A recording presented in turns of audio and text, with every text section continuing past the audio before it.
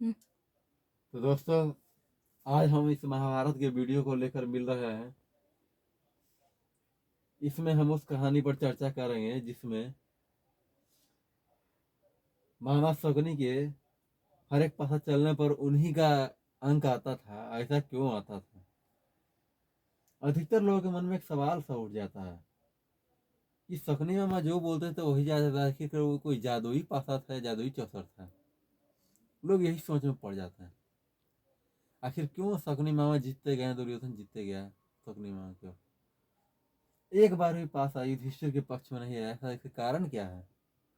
हर किसी के मन में यही सवाल आ जाता है। तो आइए आज हम उस सवाल के बारे में जानकारी प्राप्त करेंगे। शकुनी जो है गांधार नरेश राजा सुबल के पुत्र हैं। इनकी माता का नाम सुधर्मा था। शकुनी की पत्नी का नाम आरसी और बेटा का नाम उलूक था। शकुनी की एक बहन थी जिसका नाम गांधारी थी। भीष्म पितामह एक दिन राजा नरेश गांधार के यहाँ पहुंचे और उन्होंने अपने भतीजे युधिष्ठिर धृतराष्ट्र के लिए गांधारी का हाथ मांगे। तो राजा नरेश सुब्बल ने तो मना कर दिए कि हम राजा नरेश सुब्बल के बेटे शकुनी ने मना कर दिए कि हम अपनी बहन का हाथ भला उस अंधे के हाथ में क्यों दो जिसके हाथ में जाते ही मेरी बहन का सारा संसार अंधियारा से भर जाएगा। राजा नरेश राजा सुब्बल भी यही सवाल किए, लेकिन कुछ क्षण पश्चात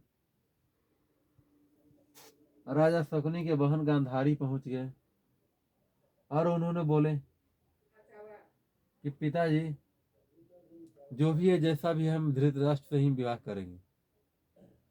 कल के डेट में ऐसा तो नहीं होगा कि हम गोरा से क्रूप हो जाएंगे तो वो हमें देख पाएंगे और हमें इनकार कर पाएंगे। जो मुझे अपनाए रहेंगे और उनके लिए हम भी अंधा का रूप ले सकते हैं।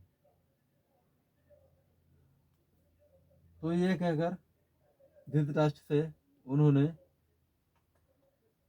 विवाह करने के लिए चल दिए भीष्म पितामह के साथ और धृतराष्ट्र से उनका विवाह हो गया। कुछ वर्षों पश्चात पता चलता है, कुछ वर्षों बाद कुछ वर्षों बाद पश्चात पता चलता है धृतराष्ट्र को कि हमारी रानी साहिबा यानी गांधारी का पहला विवाह किसी जानवर के साथ हुआ था। क्योंकि ब्राह्मण का कहना था कि इनका पहला पति मर जाएगा विवाह होते के साथ और दूसरा पति ही जीवित रहेगा, इसलिए उनके पिता राजा सुब्बल ने पहला विवाह उनका किसी जानवर के साथ करा दिए थे, जो उनके नसीब के कारण मारा गया। और दूसरा विवाह राजा धृतराष्ट्र के साथ हुआ। धृतराष्ट्र यह बात जानकर बहुत दुखी हुआ और उन्होंने गांधार नरेश राजा सुब्बल और उनके सारे परिवार को कैदी बना दिए, कैद करवा दिए। उनके 100 परिवार में से मात्र एक ही को वो भोजन देते थे। उनके पिता राजा सुब्बल और सभी भाई मिलकर उस भोजन को एक जगह करके मात्र राजा नरेश शकुनी को ही भोजन प्राप्त करवाते थे। कुछ समय पश्चात जब धृतराष्ट्र के दूत देखने आए तो वहां मात्र एक ही राजा शकुनी बचे हुए थे और सभी मारे गए, प्राण तोड़ दिए।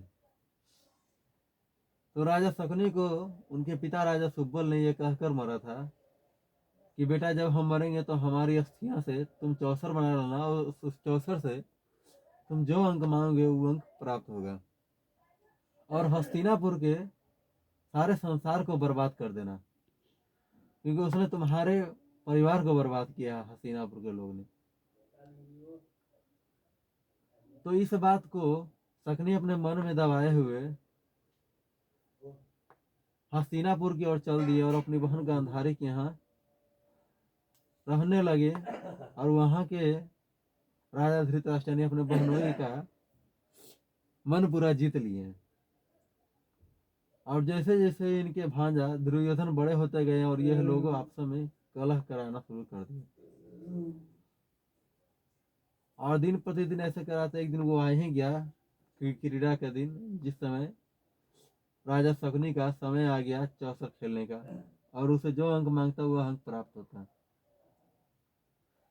तो दोस्तों आज की इस वीडियो में हम जान गए कि राजा शकुनी के बोलने पर वो अंक क्यों प्राप्त होता था और युधिष्ठिर के बोलने पर अंक क्यों नहीं प्राप्त होता था।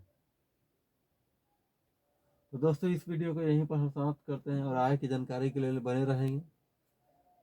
तो वीडियो आपको पसंद आया तो इस चैनल को सब्सक्राइब करें और लाइक जरूर करें।